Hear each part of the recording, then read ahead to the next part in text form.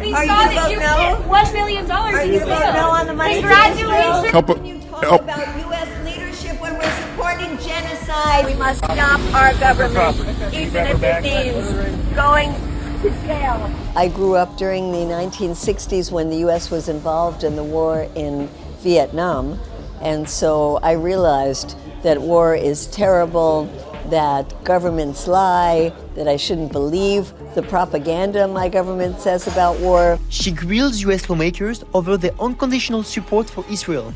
She has led countless civic disobedience protests, and at the age of 71, she has already been arrested for her Gaza advocacy.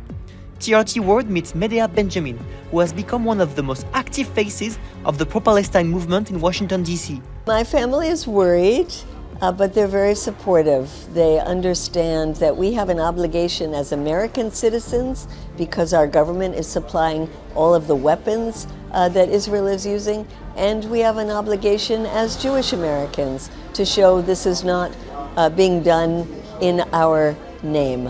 I wish they will rape you alive. They will film you. Why don't you get kidnapped? I'm a Jewish American, and while I was brought up by my parents to be very, very pro-Israel, they sent me when I was just 16 years old to go live on a kibbutz. I enjoyed the life of the kibbutz, but I also realized that there was tremendous racism against the Arab population. I learned about something called the Nakba that I never knew before, and I realized that everything I had been taught about this was a land without people for a people without a land was total lies. This is how they treat peacemakers. This is Officer Benjamin. She's doing in the public when you speak out for stopping a genocide. It's a society that now is in favor of ethnic cleansing. It's a society that has been okay with the oppression of Palestinians in the West Bank, not just Gaza. I have visited places like Hebron. They can't walk on the same sidewalks. They can't drive in the same highways. Over 50+ years of anti-war activism, Medeau Benjamin has demonstrated against the US invasion of Iraq. Here comes the war criminal! He killed people in Iraq! Challenged Barack Obama on the use of drones and Guantanamo. Why don't you let me address it, man? I love the rule of law. The drones are making us less safe. And her organization, Code Pink, confronted Joe Biden.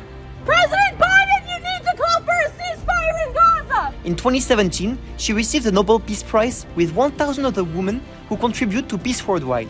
She is described by the US media as one of the most committed and most effective fighters for human rights. Use us. We can't use this day without calling for the freedom of Julian Assange. But it remains to be seen if her pro-Palestine advocacy will be able to convince the majority of US lawmakers who have been until now reluctant to call out Israel's war crimes. Shut up! Knock it off! I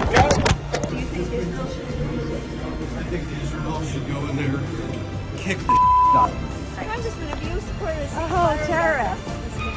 What, a terrorist? Is that what you said? Are you calling us terrorists?